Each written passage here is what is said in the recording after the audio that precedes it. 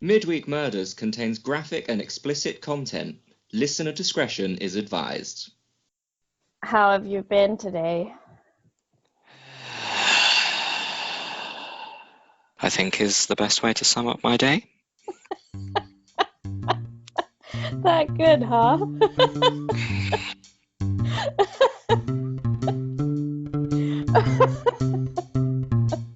Sorry, that was funny.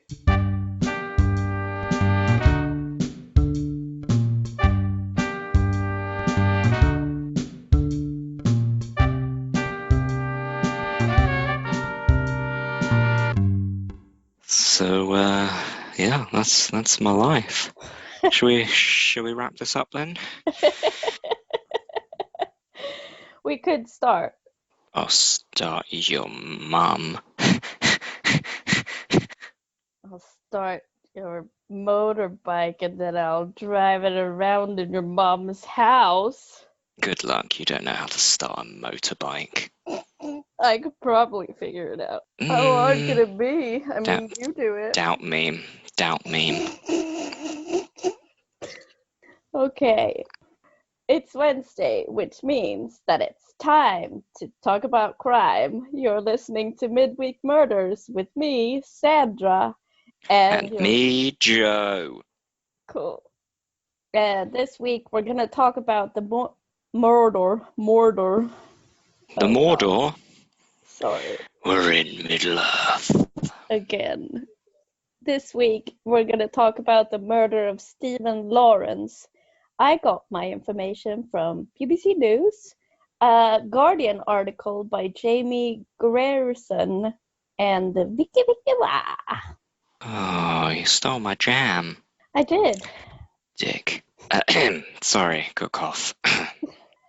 I got my information also from the generally accessible encyclopedia that is well known to the general populace, and a website called CaseMine. Ooh, this is a new one. Never heard of it. I will check it out. Oh, CaseMine. What do you find there? Rare gems of cases. Oh, okay. On the 22nd of April, 1993, Stephen Lawrence, an 18-year-old prolific athlete and student with dreams of becoming an architect, and his friend Dwayne Brooks were waiting for a bus at a bus stop at Hall Road in London. Stephen had walked up the road to see if he could spot the bus, because they had been waiting at that bus stop for quite a while. And on his way back to the bus stop, Lawrence gets accosted by 5 white young men who shouted racial slurs at them. The attackers stabbed Stephen with a butcher's knife, which Dwayne first thought was an iron bar or something of the sort, and Dwayne shouts at Stephen to run. The attackers disappear another road, whilst Dwayne and Stephen run for about 120 meters before Stephen collapses. Dwayne tries to flag down other bypassers, cars, all sorts of people. Nobody stops, so he runs to find a phone box and calls 911. No, that's the Swedish number? American. That's the American number, it's not even Swedish. And calls 999. Asking for an ambulance. Unfortunately, he gets the address of the phone box slightly wrong. I read in some place. Now I can't really say if that's true, but we're going to go with it. When the ambulance finally arrives, well after police had gotten to the scene, they discovered that Stephen had suffered from multiple stab wounds and had bled to death. The police that first got to the scene had not checked Stephen's injuries or administered first aid. Because of racism, the police did not believe Dwayne's description of events, so they failed to secure crime scene evidence. Also, I don't think the police even knew that he was stabbed. They didn't even check. I think Dwayne thought that he had been hit on the head as well. So they might have thought that the blood was from a head wound. Oh no, my internet connection is unstable. Can you hear me? Yes, I hear you. Okay, did I cut out? No. Okay, good. I was like, we're gonna die. I don't have any police. Oh, any internet connection.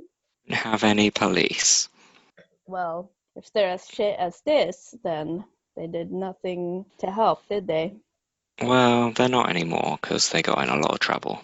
Oh, thank God for that. Well, the Institute got in a lot of trouble. All of the officers that were involved either retired or retired before their sentence was passed. Okay. I didn't know that. Did you read that at Crime Minds? Case Minds? No, Case? I can't remember where I read that, but I didn't feel it was particularly relevant. Okay. Because I'm the forensics guy.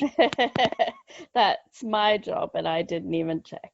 3 witnesses at the bus stop also confirmed that the attack had been sudden and unprovoked, but police still thought that Stephen and Dwayne was involved in something nefarious. The family liaisons that they sent to Stephen's family even tried to insinuate to them that he must have been out to burglar houses. Am I saying that correctly? It's burgle. Burgle. Yep. Yeah. They even tried to insinuate to Stephen's family that he must have been out to burglar houses. Burgle. How is this so difficult? Burger. No. Burgle. Burger. No, just kidding. Burgle. Oh God. Oh, I can't say it now. Must have been out to break into houses. I mean, burgling is stealing things, so Yeah. probably go with rob houses rather than just break in. Okay. We're like, oh, Stephen, we made it. We're in the house. What do we do now? Oh, I guess this is it. We should probably just leave. They insinuated that to Stephen's family because he was wearing gloves, although it was cold as fuck out and everyone was wearing multiple layers, which is also a thing that was hypothesized as to why they didn't see or check for the injuries because he was wearing so much clothes. It also has an important part to play in the initial round of the trial. Oh, interesting. Ooh. They also asked Dwayne if the racial slur, the N-word, was a nickname for Steve. I was like, what the fuck is happening here? Oh, God. Oh, God. Several residents of the area had come forth to the police to name the attackers, as similar racist attacks had happened at least 3 times before in the same area, and they got like 26 tips. They named Gary Dobson, brothers Neil and Jamie Acortt, Luke Knight, and David Norris as the suspects. And they were like, these are the guys. And the police were like, who? Where? We need more information. A Yeah. name isn't enough. They were supposed to surveil them. They didn't even do that. And one of the police photographers that were there, even though the surveillance team wasn't there, had photographed, I think it was Jamie Acortt, taking out a bin liner full of things and driving off with it. Could have been evidence. Meh, who knows? Despite this, no arrests were made until the time period of the 7th of May and the 23rd of June. And the superintendent, Brian Whedon, who was in charge of the investigation, claimed that the delay had happened because he didn't know that the law allowed arrest upon reasonable suspicion. And then I wrote, which is a basic point of criminal law. I more or less just stole that from Wikipedia, but we can say that it's mine. I mean, I just wonder how this guy got to be superintendent, because that is a high-ranking police role. without knowing the basics of criminal law. It makes no sense. I think... Well, I can't arrest him, my prime suspect who has been named by 26 individual witnesses, because, I haven't got any evidence on him. I think it was because Fucking of idiot. racism. Yes, but also I do think that he was useless. Yeah, that too. On the 29th of July 1993, the charges against these suspects were dropped, with the Crown Prosecution Service citing insufficient evidence. Do you have anything on the first trial? Yes. So, The gang that were involved, Gary Dobson, David Norris, the Acork brothers and Luke Knight, were all identified by Duane in a lineup. Yeah. So like your typical American cop show, everybody stands against the wall, the witness is behind glass, and they pick them out. Wait a minute, I know the word for this, an identity parade. No. An identity parade, yes. Eyewitness testimony is not admissible evidence in court. The reason for that is because it's been proven psychologically that the victim or the witness under high pressure and high stress environments tends to not be able to recall key identifying features. Duane also admitted to the police during the investigation that his opinion could have been molded by gossip and tabloid headlines that he'd heard and listened to about these suspects. So he went into this identity parade with a bias, which again rules out being able to admit that. The second thing is they couldn't use any, or they didn't want to use any of the fibre analysis because they thought that in the 2 weeks it had taken for Mr. Superintendent Useless to arrest the suspects would have been too long a time period to be able to get any useful evidence, fibre evidence from the clothing. And I had another point. Oh, yeah. And the clothes that Stephen Lawrence was wearing, so he was wearing about 4 or 5 different layers. And 2 of the layers that he was wearing, one of them they identified as being very reluctant to shed fibre, and the other as being very reluctant to hold shed fibre. So they were like, well, we're not going to get any evidence from Stephen's clothing, we're not going to get any evidence from the suspect's clothing, and the only evidence we really have to identify any of these people is eyewitness testimony, which we can't accept anyway. So they threw it out. So do you mean that they didn't check properly?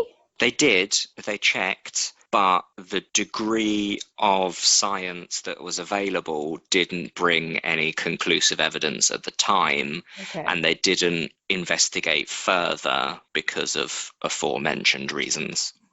This is probably also maybe a time where we should talk about the autopsy. Crime?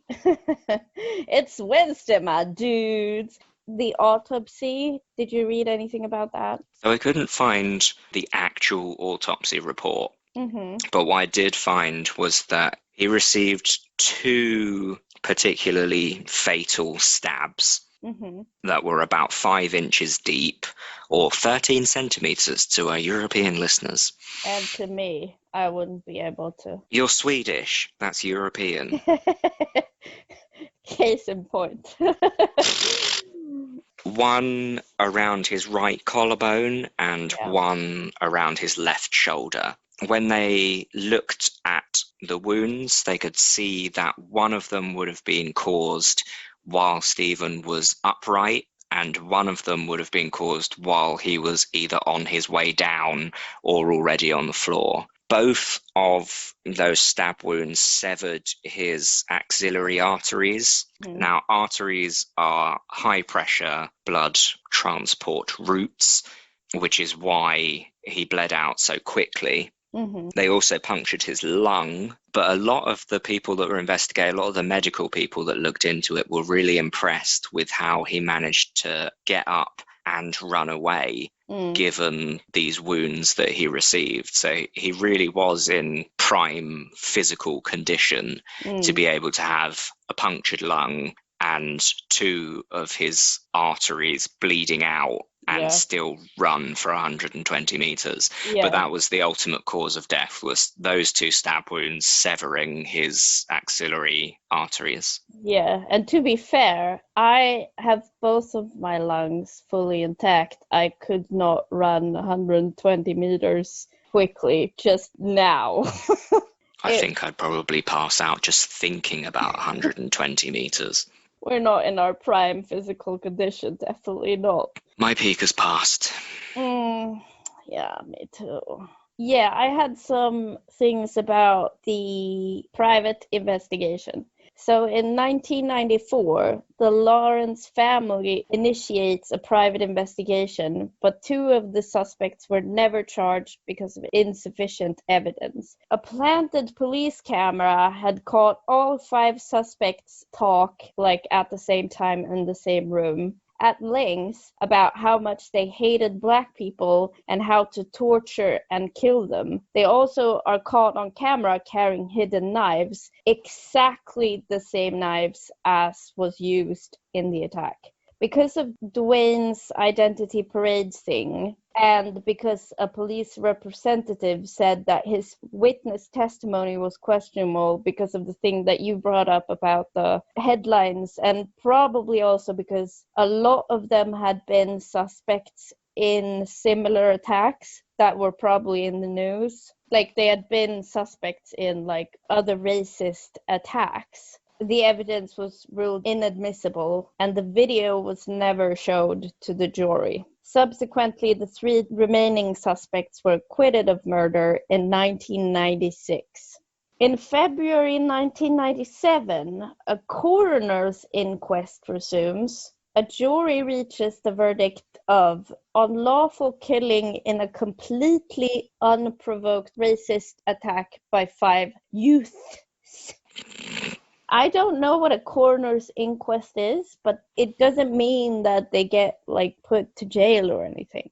No, so the coroner is usually the person that is either involved or undertakes the autopsy post-mortem investigation. The coroner is a high-ranking official.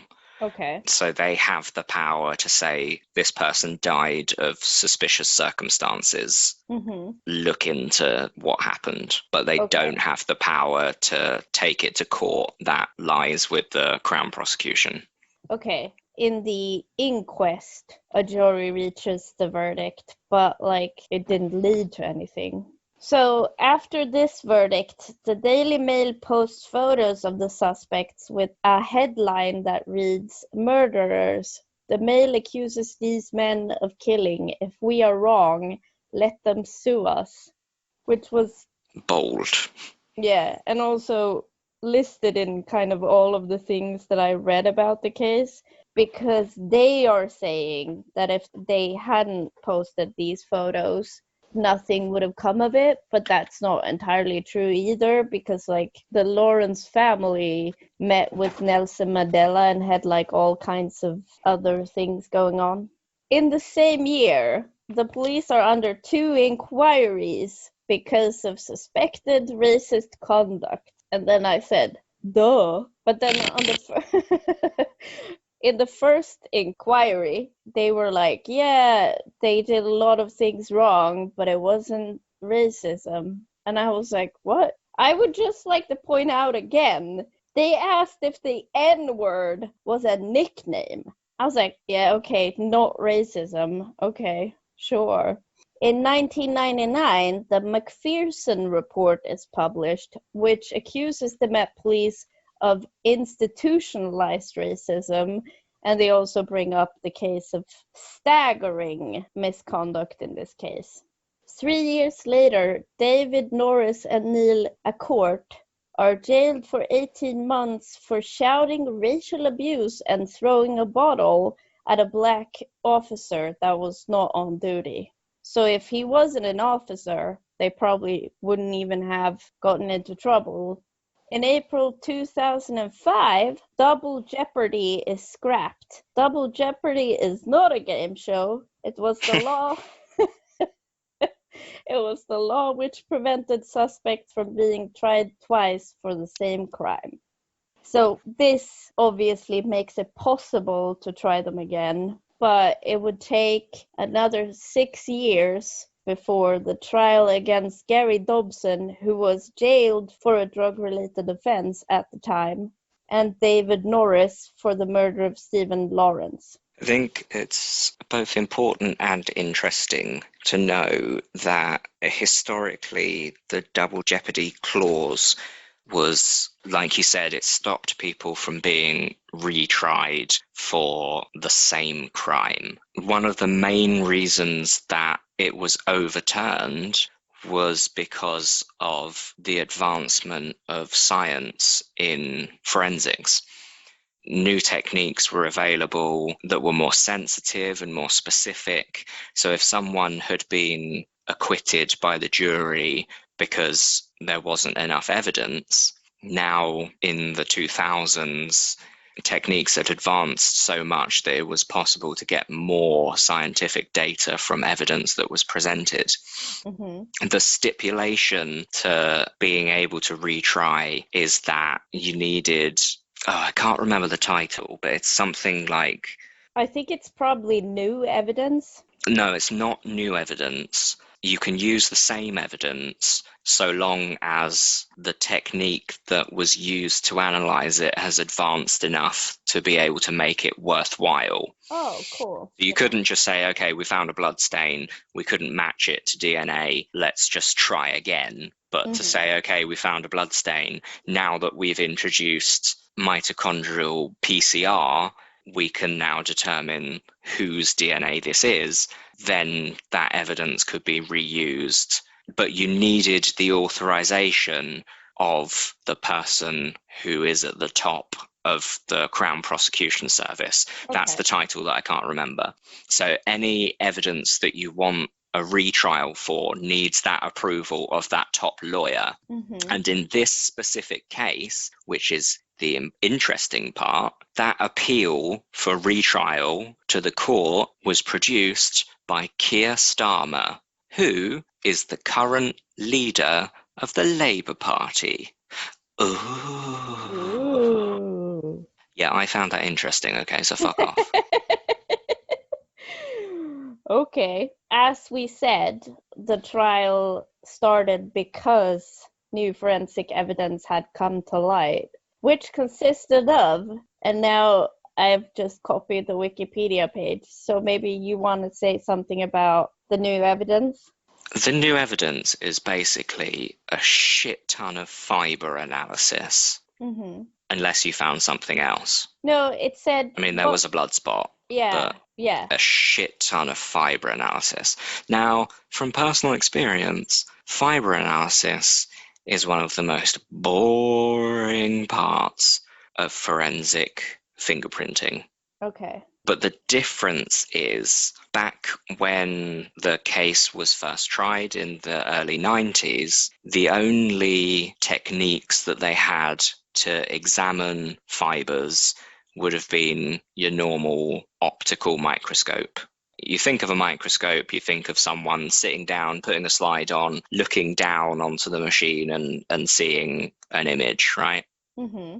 And then as time developed, they discovered the use of a scanning electron microscope. And that's what really has revolutionized fibre analysis and was how this case and all of the fibre tapes that they managed to retrieve got analysed. Because where a scanning electron microscope. Yeah. So where a normal optical microscope would use visible light, so you have a light source at the bottom, you put the slide of whatever, in this case fibres, on top of that light source, and then basically the microscope is like a magnifying glass. Yeah. So you look down the eyepieces and you see a magnified image of whatever's on your slide. A scanning electron microscope is way, way, way, way, way more sensitive. So the way that it works is it will send a beam of electrons onto your sample, in this case fibre, and the different surface texture of whatever you're looking at will bounce back those electrons at a specific rate. So anything that you look at that looks smooth microscopically isn't smooth. It's got loads of indentations and divots and all of this, that, and the other. So when you fire something as small as an electron at it, you can really tell the differences in the heights of the surface, which is called topography. And then a computer will convert the rate that the electrons are bounced back into an image, and you can get an image of down to 1 nanometer, which, if I do my maths, you've got a centimeter, and then divided by 10 is a millimeter, divided by 10 is a micrometer, and divided by 10 again is a nanometer.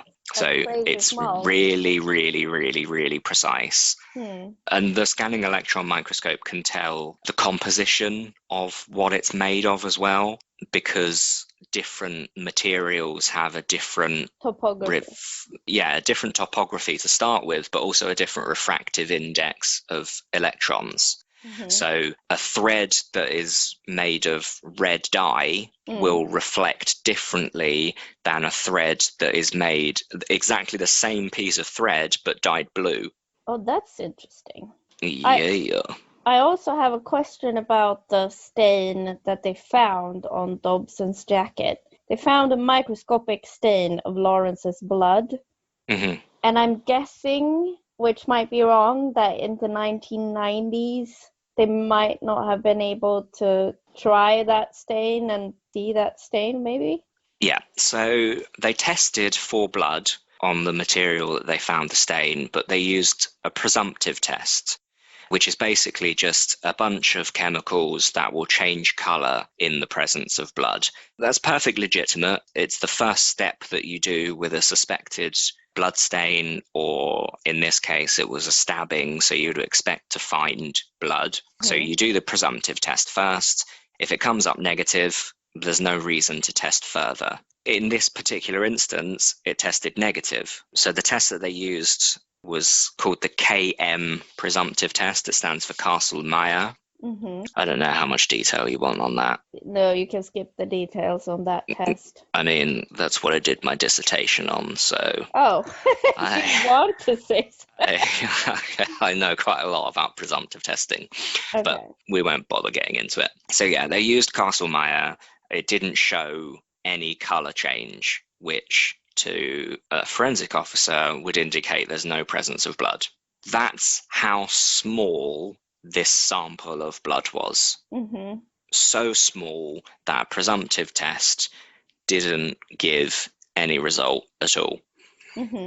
As science develops and as techniques become more refined, they reanalyzed the data.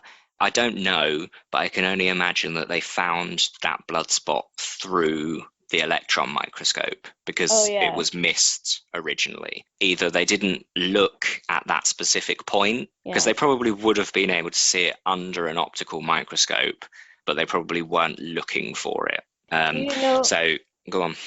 No, I was just going to ask, that microscopic stain was enough for them in 2011 to prove that it was Lawrence's blood, yes? Yes. That's how little you need for DNA. That's crazy. So Castle-Meyer has a sensitivity of being able to find one part of blood in 10 million parts of whatever fuck else is on that sample. So the Castle-Meyer is really, really sensitive. Yeah. So you've got 10 million particles of whatever, and it only needs one of those 10 million to be blood to be able to detect blood. Just to put into perspective how small this blood spot was. Yeah. They found it. I presume through the electron microscope, and then they would have PCR'd it. We've mentioned it in one of the previous podcasts, but PCR, polymerase chain reaction, is basically an amplification technique for DNA. So you put you put your tiny little sample in it, and the PCR technique will copy what you've got and make a shit ton of copies of it so that you've actually got something that you can work with. Mm-hmm. And then that sample was able to be matched to Stephen Lawrence's DNA with a certainty of 1 in 1 billion. There's almost no arguing that the blood spot that they found was blood that came from Stephen. Yeah. The defense later argued as well, unsuccessfully though, that the fibres and stuff were cross-contamination of the evidence, but I'm guessing that that's not probable. I don't know the police records, so I can't say for sure whether it wouldn't have been possible at all, because knowing the police in the 90s, it's perfectly believable that they would have bodged the chain of custody of evidence, as we've seen in one of the other cases we covered, in that they threw all of the evidence in one cardboard box. What they found on reinvestigation, they looked at a couple of different techniques. So the way that you get fibre analysis is basically you lay out the clothing that is the evidence, and you use a piece of sticky tape, and you dab that sticky tape on your clothing a couple of times and put it on a clear piece of plastic. And you do that enough to cover the whole garment. Now, what the defense was saying is that it was perfectly possible for some of these fibres to have been cross-contaminated by poor police handling. Yeah. Now, given that this was thrown out by court, I can only imagine that the chain of custody for each evidence item was legitimate and sound. Okay. So it's basically this jumper gets put in this plastic bag. Yeah. That plastic bag gets put in the evidence locker. And then anybody who wants to access that plastic bag needs to sign it in and out. And one person is in charge of that signing in and out log. My thoughts would be that the evidence was all kept in individual plastic bags and that it couldn't have been interfered with. Yeah. In January 2012, because of this trial, Dobson and Norris are found guilty of murder. Both men receive life sentences. The other 3 men, they never really got put to justice, but in 2018, Jamie Acord is sentenced to 9 years in prison because of a drug-related offense. So at least he's put away, but because it's 9 years, it was a very serious drug-related offense. It wasn't like he was holding marijuana on him or stuff like that. It was probably just possession with intent to supply. Yeah, it was, but it was crazy shitloads of drugs. So it wasn't like a couple of ounces. It was... Oh, ounces. How imperial of you. I'm adapting.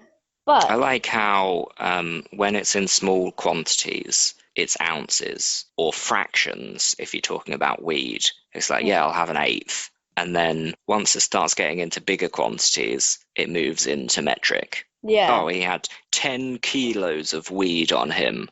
It definitely all right, make your mind up.